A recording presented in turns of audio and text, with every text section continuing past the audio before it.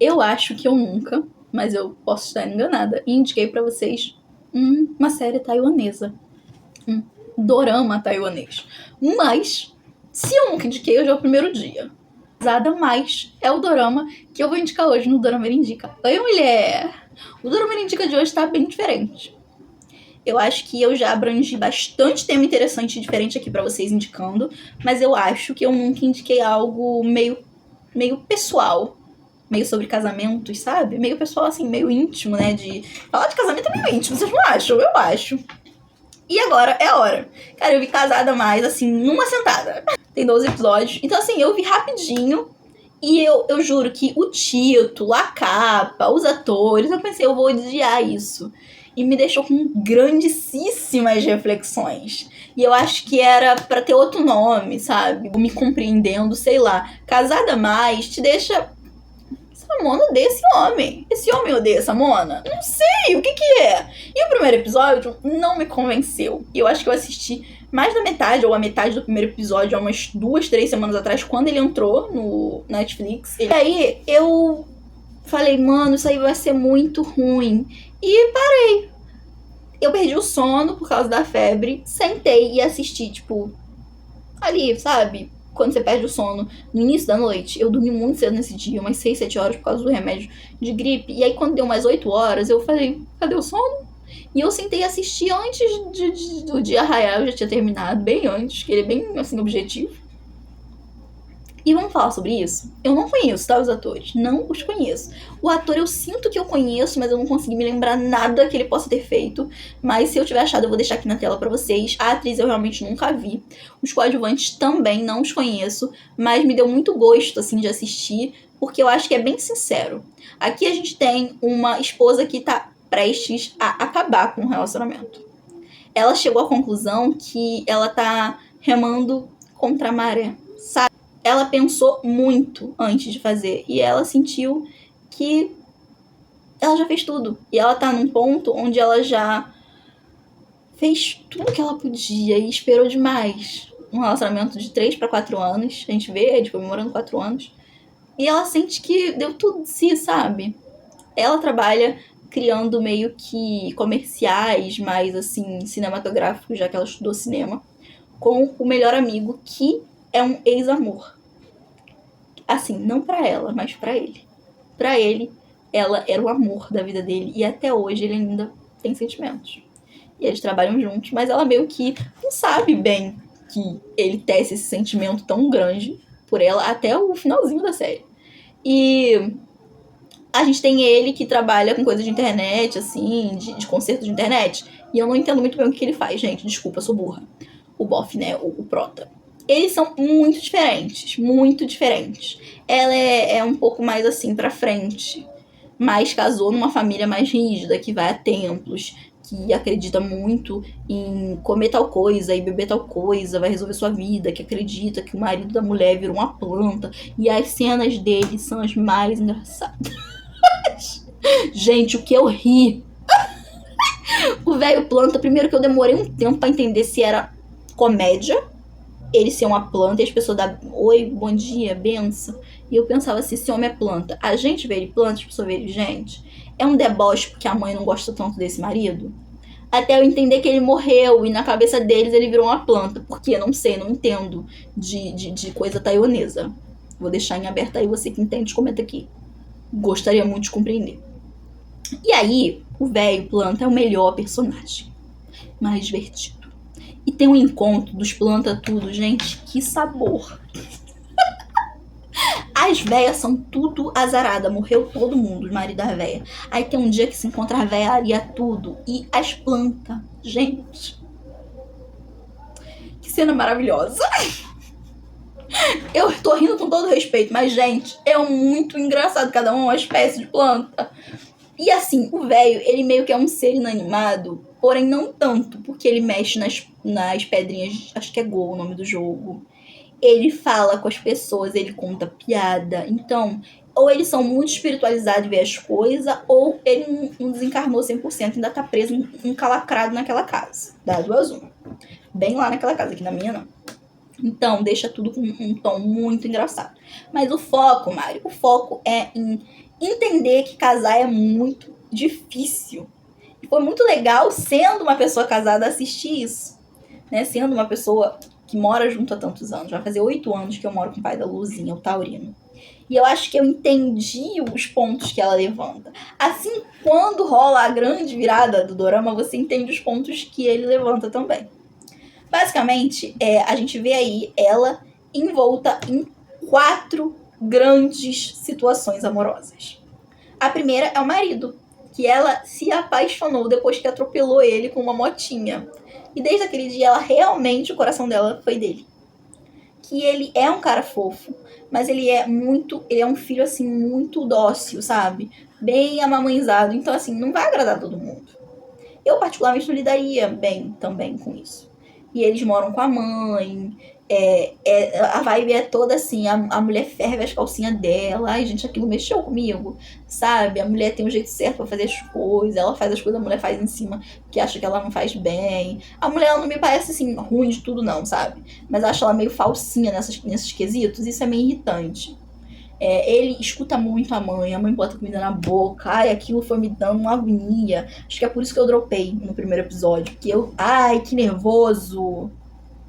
E aí ela vai meio que engolindo todas aquelas questões, sabe? Mas é aquilo, minha filha.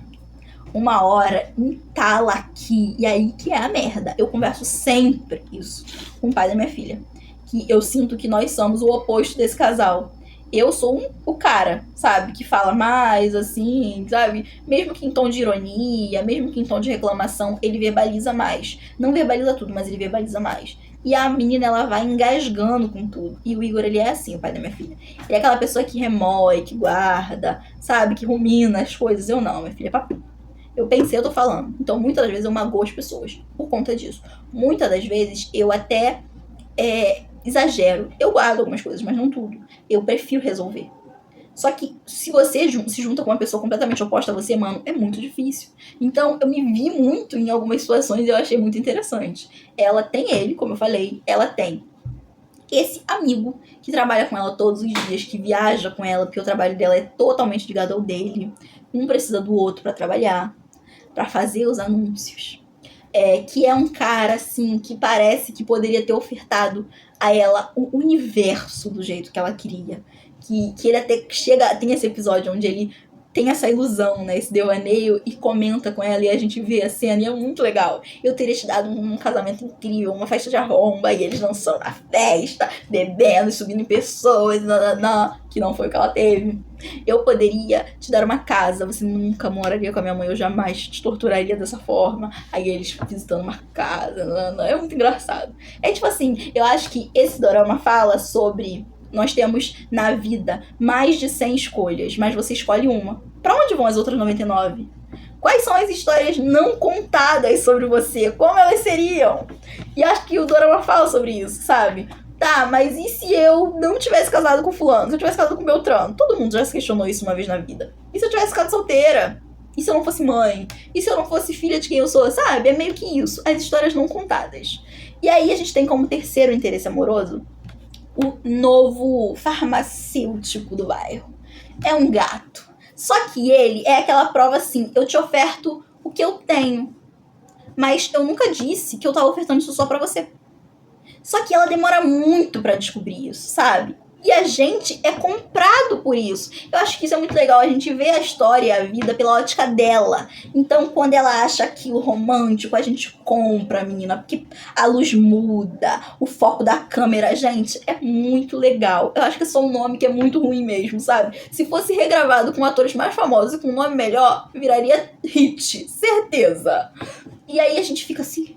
Ai, sabe, encantado com as cenas, com os gestos românticos, com a tensão sexual, tudo aquilo te encanta, porque é da ótica dela, então a gente tem os sentimentos dela, só que a gente demora a descobrir vendo o dorama, sabe? Então é muito divertido. E aí a gente tem ele, que é gata, é novo, é diferente, eu faria diferente, não sei o quê. E como quarto interesse amoroso, que além de o quarto interesse amoroso, pode ser, talvez, um dos outros 3, a gente tem o cara que troca mensagens com ela. Mas ela não é casada, ela é casada. Mas eu vou explicar. Basicamente, ela trabalha e que tá lançando um aplicativo de conexão amorosa, sabe? Um aplicativo de match, igual a gente conhece. Números aí no Brasil, então. Só que esse é baseado em te conectar com a pessoa perfeita. Tanto que não mostra, né, nos episódios que ela teve uma segunda conexão. Somente essa conexão. A tal conexão ideal, o tal par ideal. E aí a gente fica nessa dualidade o dorama inteiro. No último episódio, se ela deu match com o próprio marido, se ela deu match com o melhor amigo que conhece ela muito bem, e muito tempo, desde a época da faculdade, muito antes desse marido. Se ela deu match com esse cara, porque a gente fica vendo várias conversas ali que fazem sentido, várias coisas que um fala e o outro fala. E isso com os três. A gente pode ter essa ideia de que pode ser uma quarta pessoa que a gente não foi apresentada e a gente só descobre no último episódio. E nisso a gente vê ela remoendo essa vontade do divórcio. E o quanto essa pessoa, ela tá aberta a tentar, meio que, mesmo de longe, conversar. Se pôr no lugar, tentar entender, ajudar com as dores. Mesmo que só com palavras. E aí quando ela topa conhecer a pessoa, você junto fica, é o fulano? Não é o fulano? Ai meu Deus, é outra pessoa? Caraca! E você fica assim, quando você vê, eu já tinha sacado quem era, eu confesso. Eu tenho muita dificuldade com não prestar atenção nos detalhes, não perceber. Mas eu tinha sacado quem era, mas não mudou a sensação boa, porque aí você entende o porquê daquilo. E aí você vê que ser o par ideal de alguém é muito relativo. Porque a gente descobre que o algoritmo foi meio que manipulado para aquele match rolar. Eu não vou falar mais para poder não entregar quem é, mas a gente para e pensa sobre isso.